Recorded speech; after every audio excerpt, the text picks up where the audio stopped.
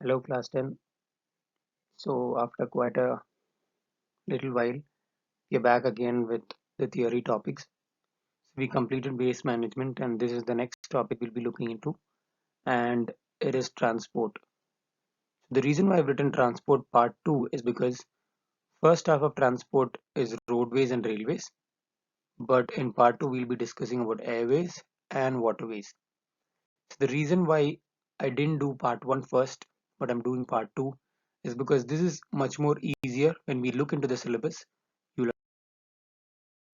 So this is your syllabus chapters or topics 3, which is completely related to the map. 4, 5, 6, 7, 8. We haven't gone 9 and 10. 10 we just started off a little bit during our Zoom class, while 12 is completed, which was totally completed earlier. 11, the first half, importance and modes, roadways and railways. I haven't done it yet because importance and modes is a little more in detail. So the different modes of transport and the importance and the introduction, and you need to learn a little more detail about roadways and railways, but you don't need to learn that much in detail about airways and waterways. In the syllabus it's just written advantages and disadvantages, but we'll be learning a little more information about airways and waterways. That's why today's topics is the part 2 of transport, which is advantages and okay. Moving into the first half, airways. All of us know airways, and it's not new to us. Many of us wouldn't have traveled in an aeroplane, but still we have heard a lot of through newspaper or through other information. So how did it all start in our country? It started with a 10-kilometer air mail operation connecting Allahabad and Naini in 1911. 10 kilometers, just imagine that. 10 kilometers is a very short distance, and that was the first air mail that was run in our country. However, air transport in India did not progress until independence. So this first attempt was done in 1911, and when we get independence? 1947. So another 36 more years, it didn't flourish. But now it's much more flourished, and there's a lot of airports. Many people choose air transport. The reason is today India's many both domestic and international airlines. We carry passengers, freight, and mail. Passengers are people, freight means luggage or load or cargo, and mail is any other informative stuff or any other luggage which the people or which is transported from one country to the other or which the people are carrying by themselves. Karachi to Bombay was India's first proper service. So until independence, India didn't start a proper airline service. After independence or post independence, Karachi, which is in Pakistan, to Bombay, which is today's Mumbai, was the first proper service of India's new airline service. Okay, this is a very important part or very important information and news which all of us need to know. It's not a part of the syllabus, but all of us need to know. The biggest evacuation in the history of the world, which was done by flight, was done by Air India. The airline's picture we saw a little bit, a few moments before.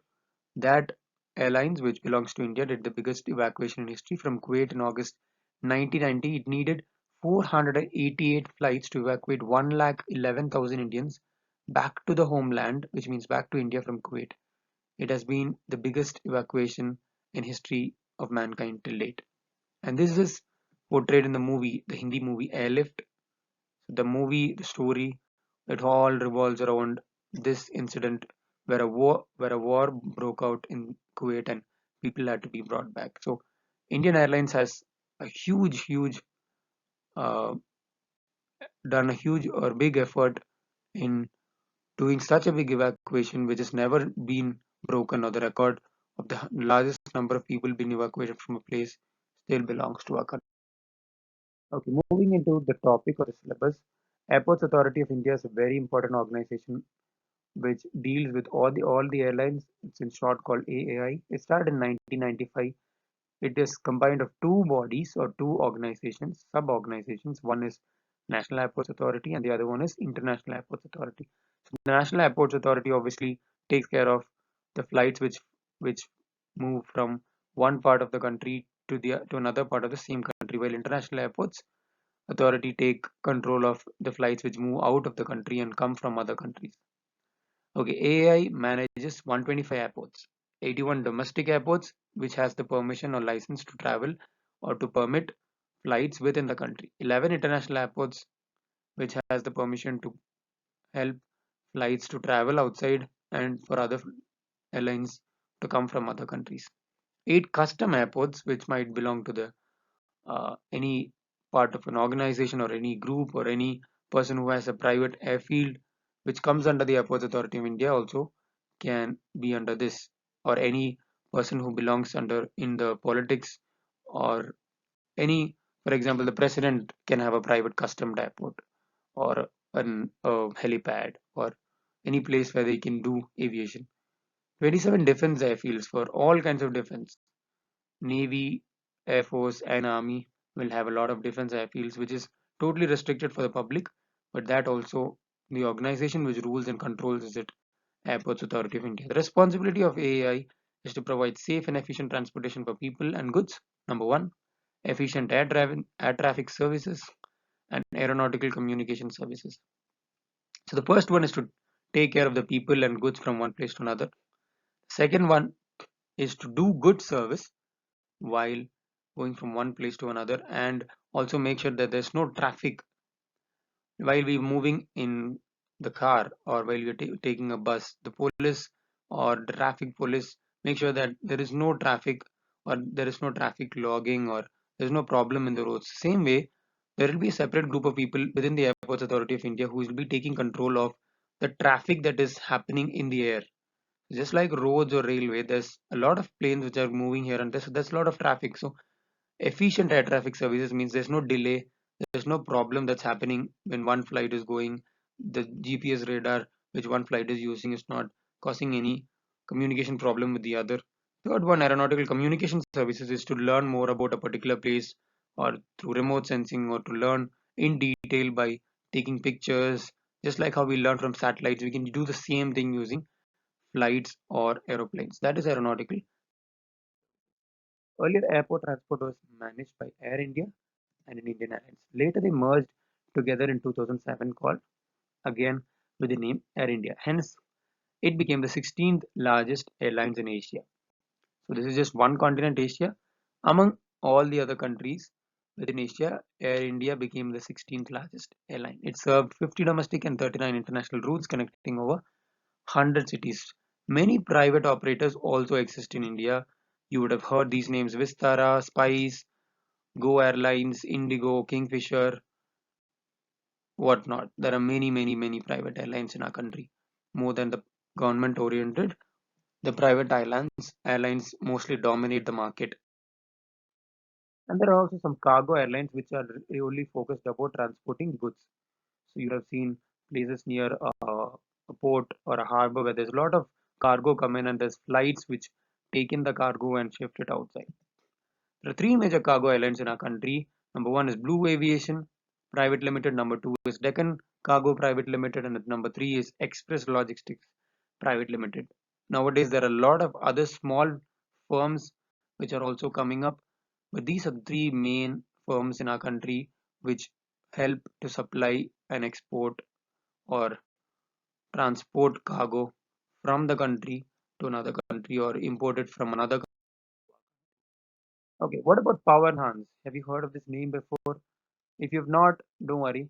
Pawan Hans is the main organization which deals with all the manufacturing and usage of helicopters. So Pawan Hans Helicopters Limited, or PHHL, was established or started in 1985. This helicopter support services do a lot of help to our country, and the services they do are in oil sector or in oil rigs or in whatnot, taking out precious minerals or in mines or in those kind of places. The number two is in hilly areas where operation accessibility is difficult, where you can't go by train or you can't go by a flight also, sometimes where there's no airport landing. You can't go by bus, some hilly stations. In those areas, helicopters are really useful as chartered flights or as chartered personal helicopters to promote tourism and also for aerial study during calamities. Number four, you would have seen very common when any state gets hit by a very bad flood, the prime minister or the home minister or important army people, you can see them traveling over the place, just viewing the place, how much impact has been created. And aerial study of a place when calamities happen is one of the most important uses of the Pawan Hans helicopter. There are advantages and disadvantages, as we know. We'll just go through the advantages of airlines first. Long distances are easily covered because it travels at a great speed. You can cover long distances very fast. Maximum number of people can be transported. It cannot transport as much as people compared to a train, but still, if you think about the distance which is covered, for example, the number of people who want to go from India to UK or India to America would be very less compared to the number of people who want to go from one part of India to another part. So comparing a train and a flight on this point would not be fair. If you wanted to compare the number of people moving from one country to another, the only way that people choose is flight, or some would choose going by waterways or ship. When you compare those two, the maximum number of people that can be transported, still airlines does it well.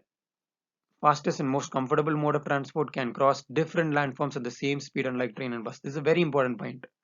Trains, even if it's traveling at a great speed, when it a slight change in terrain, or there's a turning, or there's a bridge, or there's a slight hill that it has to cross, you'll notice that the speed of the train reduces drastically. The same applies to bus as well. It cannot go in all terrains with the same speed, but flight can do that. Can be of great use for calamities, for airlifting, emergency cases, air troop, and the spelling mistake, it's AIRTROOPS, air troops, for food, transportation of people. All these things are advantages. You can see during a flood or an earthquake or a landslide, when people deport or people take people who are affected from one place to another, airlines are used and even helicopters are used. Costly, not affordable for all people. Again, please apologize. I want to apologize for the spelling mistake, and there's a word which is missing. Costly and not affordable for all people. Not applicable in poor countries and not and underpopulated countries. Depends upon weather conditions, often delayed due to slight indication of bad weather. This is a very big disadvantage. You can know, if you go to an airport, most of the days there would be one or two flights which are delayed or even cancelled because of a slight weather problem, or even if it's coming from another country, because of a slight weather problem, it would have changed its route and it would have landed in another place and would be waiting for the weather to clear. So unlike car or train or roadways and railways, airways, it gets severely affected by slight change in weather. Highly dependent on fossil fuel, which is a very big disadvantage. Transporting small quantity of freight is very expensive. Another very big disadvantage. Small quantity of freight. Usually when we carry luggage, we have to pay for it. In train and bus, we don't have to pay for it. But in flight, if you want to carry a little bit, the normal amount for an economic class is 25 kgs. You can keep it in your cargo, and 7 kgs you can carry with you as a hand luggage inside the flight. So that's a total of 32. And in some flights, there's only 22, which is 15 for cargo and 7 for hand luggage. So between 22 to 32 is maximum what you can carry for the amount that you pay. If you want to put more luggage, you will have to pay a hefty amount of price. So that's a very big disadvantage. And there's also a lot of restrictions. You cannot carry liquids, you cannot carry metals, you cannot carry certain kind of things, you cannot carry anything which is explosive. There's a lot of restrictions for what can be carried and what cannot. It is, you would have heard a lot of arguments regarding which airline is the biggest or the best, but still there are debates. But comparing airports, for last 7 years, this particular place, it's in Asia, our continent, has won the award. You can also go on Google and search to be the best airport, and it has not been holding this record for 1 year or 2 years. It has been holding this record for 7 years. So most of you would have gone and seen our airport in Dehradun, or some other airports if you had seen, well and good, but just take a look at this airport. Hi. The worst part about traveling is Airports! They are never fun and always stressful. Except this one! What you're looking at is the best, most epic, most amazing airport in the world, and this is not an exaggeration. Because this airport has everything you need and don't need. A full, gigantic 5-story playground, a museum, a movie theater, an outdoor sunflower garden, a barber, a million restaurants, and a million power plugs, which other airports don't have.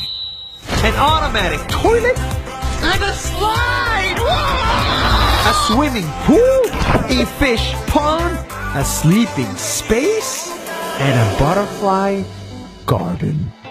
All of this just to get on a plane. Airports usually suck, but the people in Singapore turned a stressful place into a Disneyland. Last 1 minute, see you tomorrow!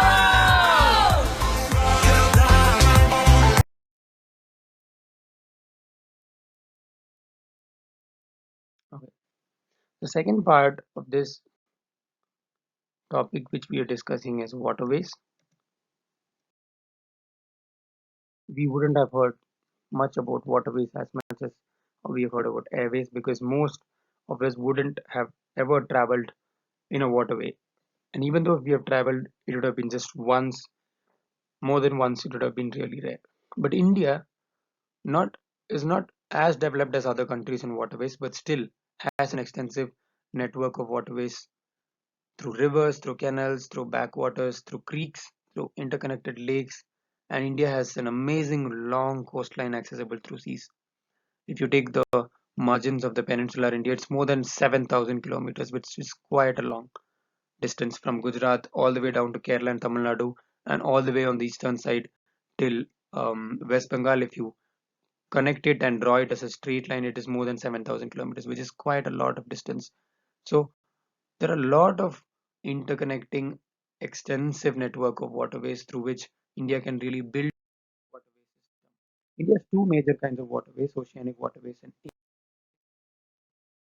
the major inland waterways. So first we'll be discussing about inland waterways. There are three major inland waterways. Number one is NW, which means national waterway. Just like when you talk about roadways, we tell highways and it has a particular number. So same way, there are three major national waterways. Number one is along the river Ganga.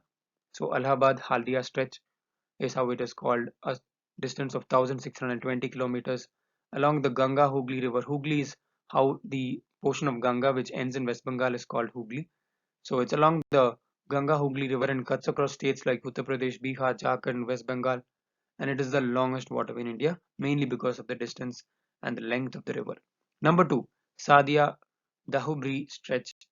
It is mainly in Assam, in the northeastern part of India, where river Brahmaputra flows, and it passes through Assam, as I told earlier, mostly used inland waterway in the northeastern part of India. So if you look at this picture, you can see the map where you can see another language written, which is Bangladesh. It's Bengali which is written, but you can see that the river Brahmaputra actually starts off in China, then it cuts at the northeasternmost extreme of India in Arunachal Pradesh, then it flows downward. You can see Guwahati, which is an important city in Assam, then it flows towards Bangladesh, and then it joins the Bay of Bengal. Number three, Kollam-Kozhikode stretch, which is along a west coast canal, passes through Kerala, the longest canal and lake-based waterway system in our country without any major connection to a river. This is a very, very important thing. The earlier two waterways which were told is two dominating rivers in our country. Ganga is a very long, important river. Brahmaputra is a very long, important river. But this number three is not a river-based water system, but it's a canal-based or lake-based water system. So here you can see the map of Kerala and you can see a lot of lakes. The lowest lake which is written is Ashtamudi Kyle. Kyle is the Malayalam term for lake. So from one lake there has been a canal which is digged out and it is connecting lot of other lakes. Wherever you see the word Kyle, it means it's a lake. And you can see the third red dot from the bottom, or the fourth red dot from the bottom, which says Kayamkulam Kyle, which is also a small lake. Then again it connects and it goes to another bigger lake, which you can see at the central part, which is called Vembanad Lake, and then also to the northern part where you can see another big water body inside the land. So there is a huge canal which is connecting 3 or 4 lakes, and it is actually helping one, two, three, 4 districts in Kerala to be connected. So it is a very, very big or long canal based canal based inland water system, and it is totally different to National Waterway 1 and National Waterway 2. So if a question arises like what is the difference between National Waterway 1 and 2 compared to National Waterway 3, you can easily tell that 1 and 2 is river based, 3 is canal based. 1 and 2 is mostly seen in the northern part of India, 3 is mostly seen in the southern part of India. Okay, so these are the 3 major waterways. Moving to the next part, inland waterways also include rivers, canals, backwaters, creeks, which we just discussed about. These water bodies must be deep enough to allow the ships, must be free of barriers, waterfalls, and rapids. This is a very important point. If there's any barrier, the waterway is obviously going to be blocked and ships can't move across. And there must not be any waterfalls or rapids. So rapids is a small scale waterfall with really fast flowing river where you can see water rafting which takes place in northern cities like Haridwar and Rishikesh. There is a lot of fast flowing rivers with difference in height. That is called rapids. So any kind of waterfall or rapid or barrier will not help in constructing or developing an inland waterway. So if it's pretty much like this, like through a canal or a river where there's stable slow-paced flow of water, an inland waterway can be developed. But the southern part of India, peninsular India, if you look at states like Andhra Pradesh, Tamil Nadu, Kerala, and Karnataka, you can notice that Kerala had a canal-based water system. But if you look at the southern part of India, the peninsular part of India doesn't have much dominating inland waterway system or totally any inland waterway system from rivers when you compare it to the north. And what are the reasons? The rivers in the south are rain fed, which means it depends upon rain and not throughout the year is the river filled with water. So it's not perennial, it is seasonal. So that is a major reason why river peninsular India doesn't or is not suitable for inland navigation. And these rivers are shorter than that of northern India. Even though if there is a river which has water throughout, it can never be compared to the length of Ganga. It can never be compared to the length of Brahmaputra. A small river like Narmada or a small river like Kaveri, it's half or even 1/3 the distance or the length of the northern rivers. So that's also a major reason. So many places can never be connected in one river. That's also a problem. They are marked by many waterfalls or many barriers or many places where there's a huge change in elevation. That is also not good. Because when we learned in your previous classes, you would have learned about the physiological divisions of India, which includes the northern plains. So the northern plains has the Indo-Gangetic plains, has the Brahmaputra plains, and has the Indus plains. So all these places are plain regions where there's no difference in elevation. But you move towards the south, there are plains, but also there are places where there's a lot of those 3 points are very, very important for us to understand why peninsular India doesn't have inland waterways, just like the northern part of India. India has a 14,500 kilometer length of navigatable waterways, 3,700 kilometers through rivers, and 4,300 through canals. Freight transportation is underutilized in India. In India, most of the river waterways or the waterways inland are not used for freight. Freight is mostly transported in oceanic or ocean-based water waterways and not river-based waterways. The freight transportation within rivers is not most dominantly used, but some states like Goa, West Bengal, Assam, Kerala are very common users of inland waterways because these are the places where water really creeps out or uh, enters the land of states like Assam, West Bengal, Goa and Kerala. So these are the four states where waterways, inland waterways especially, is dominantly used. This is the emblem and the logo along with the title of the IWAI, Inland Waterways Authority of India. The functioning of a building and necessary infrastructure for the harbors, for the ports, and for the ships. All these responsibilities fall on IWAI. They survey economically feasible new projects. If a new project or a new place new route can be started, those responsibilities also go to IWA. They have declared 5 inland waterways till date, but only 3 has become totally functional and 2 are under process to be completed. So the major 3 are the ones which we discussed, the other minor 2 discussed. Ports and harbors, very two important topics which you need to know because you're learning about waterways. So these are two common terms which you have heard a lot of times, but there are a lot of differences between those two. So this is a picture of a port. What is a port? Man-made commercial places along a coastline. The location of the ports is chosen where facilities and infrastructure is good. It must be really large scale and it must be able to carry and support large amount of freight or goods.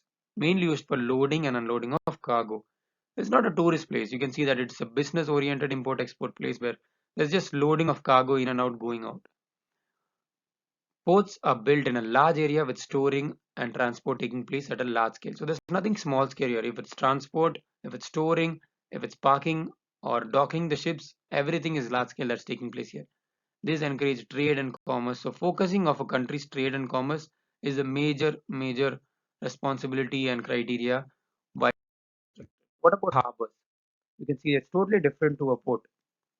The only similarity is that uh, there are ships, or you can call it small boats or ferries, which are parked, and you found that parked over there also. But there, that were bigger ships. That is the only similarity. Other than that, there are not big similarities. These are natural or created places connecting water bodies which serve as ports or which serve as harbors, not as ports. That is also a spelling mistake. It serves as harbors. Can be small enough for 1 or 2 boats or large enough for many. Surrounded by land on most sides, but have one entrance to the sea. You can see that in harbors, there's just one small entrance to the big water body. But ports is it's almost like a huge water body which is directly in contact to the land. Here, there's a huge water body, but it is through a small pathway that it is connected to the land. So this whole pathway is not at all obstructing the large water body, but it is totally opposite when it comes to harbors, mainly used for providing safe parking and anchorage of ships and small ferries. So the main purpose is for parking and keeping it safe, not for anything else. Most natural harbors don't have good facilities like a port.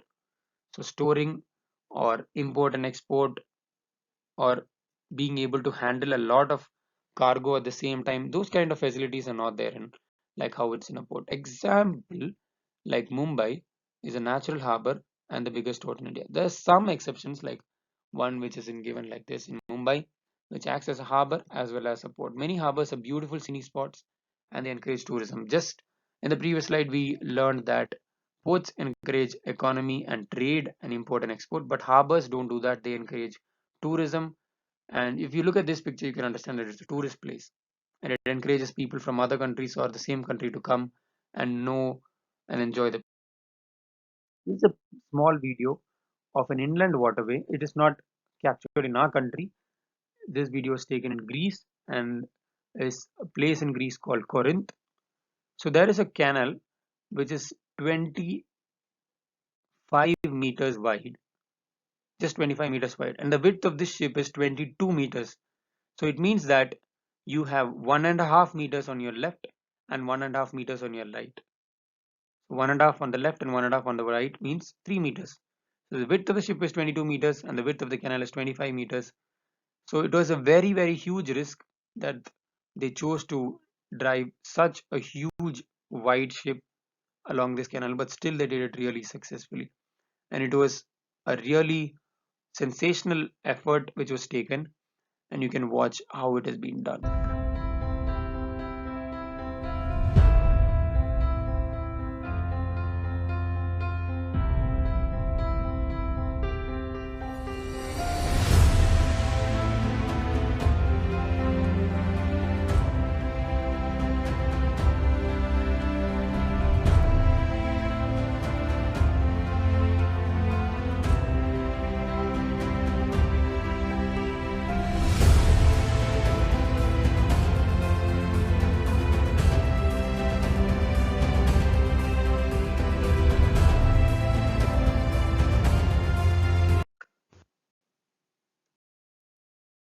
Okay, that was a really interesting video of how they managed to take that bigger ship through such a narrow pathway.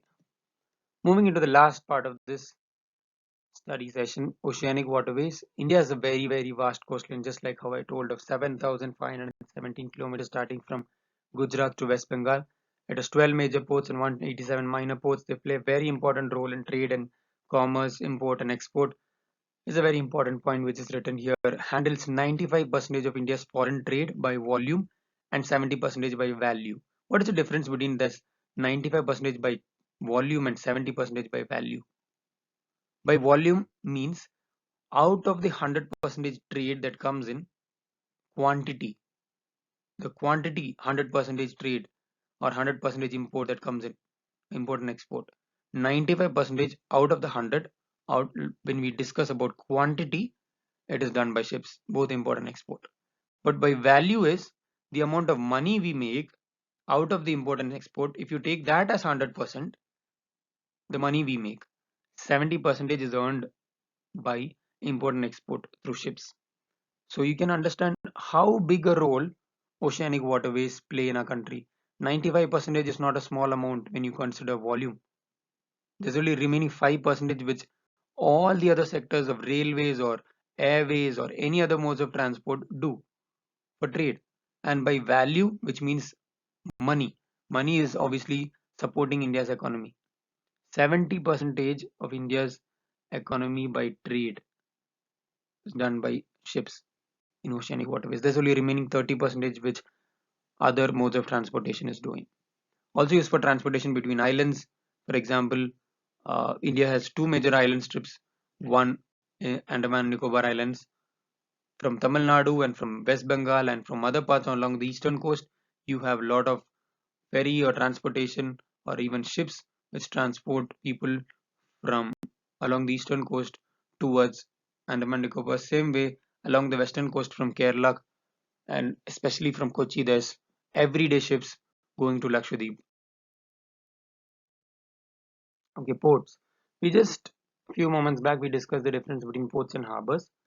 But these are ports in our country. 80% of all of India's cargo traffic is done and is related to ports, classified as major ports, minor ports, and intermediate ports, administered by both central and state government. That's a very important point. Not just the central government, but also the state government in our country plays a huge role in administering and controlling the ports. 9 coastal states are highly involved in the administration. I hope you can clearly understand which are the 9 states I'm talking about. The states which have a border which is in contact with the ocean, either the Arabian Sea or the Indian Ocean or the Bay of Bengal. So those states, those 9 states, including Gujarat, Goa, Maharashtra, Karnataka, Tamil Nadu, Kerala, Odisha, West Bengal, and Andhra Pradesh, are the 9 states which are highly involved in their.